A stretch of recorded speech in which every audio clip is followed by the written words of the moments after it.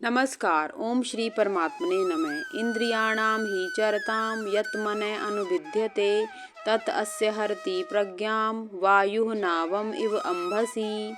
इस श्लोक में भगवान श्री कृष्ण अर्जुन से कहते हैं कि जिस तरह प्रचंड हवा अपने अति तीव्र वेग से जल की सतह पर तैरती हुई नाव को बहुत दूर बहा कर ले जाने की क्षमता रखती है, उसी प्रकार अनियंत्रित इंद्रियां, जिनमें से किसी एक में मन लिप्त हो, मनुष्य की बुद्धि का विनाश कर देती है।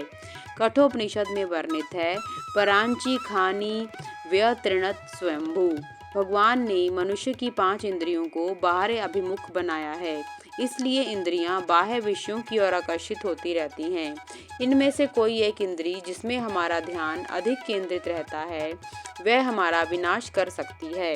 हिरण मधुर ध्वनि की ओर आकर्षित होता है। शिकारी मधुर संगीत सुनाकर उनका शिकार कर लेते हैं। मछली खाने की इच्छा के कारण चारे को निगलने के लिए शिकारी द्वारा फैलाए हुए जाल में फंस जाती है। पतंगे प्रकाश की ओर आकर्षित होकर अपना विनाश कर लेते हैं। तस्मात् यस्य महाबाहो निगृहीतानि सर्वशः इंद्रियाणि इंद्रिय अथेभ्य तस्य प्रज्ञा प्रतिष्ठिता।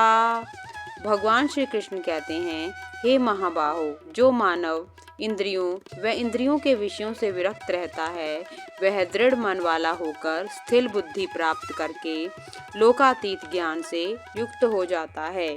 भगवान श्री कृष्ण के कहने का अभिप्राय है कि प्रबुद्ध आत्माएं दिव्य ज्ञान की प्राप्ति करके बुद्धि को वश में कर लेती हैं और फिर विशुद्ध बुद्धि से मन पर नियंत्रण कर लेती हैं। और जब इंद्रियां वश में रहती हैं तो मन दिव्य चिंतन के मार्ग से विचलित नहीं होता। या निशा सर्वभूतानां तस्यां जागृति संयमी यस्यां जागृति भूतानि सा निशा पश्यतो मुने। भगवान कहते हैं, जिसे सब मनुष्य दिन मानते हैं, वह एक आत्म संयमी मनुष्य के लिए अज्ञानता की रात होती है, तथा जो सब जीवों के लिए रात्रि होती है, वह आत्म विश्लेषण करने वालों के लिए दिन के समान होता है।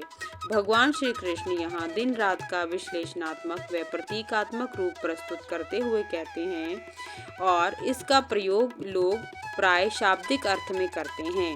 एक बार एक तपस्वी थे जो सदा एक टांग पर खड़े होकर तपस्या करते थे।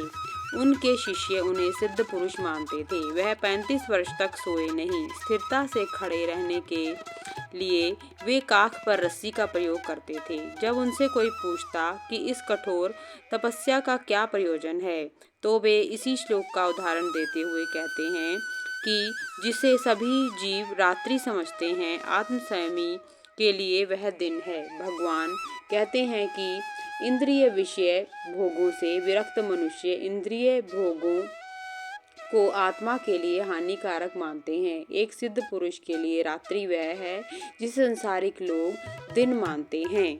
ओम नमो भगवते वासुदेवाय नमः। धन्यवाद।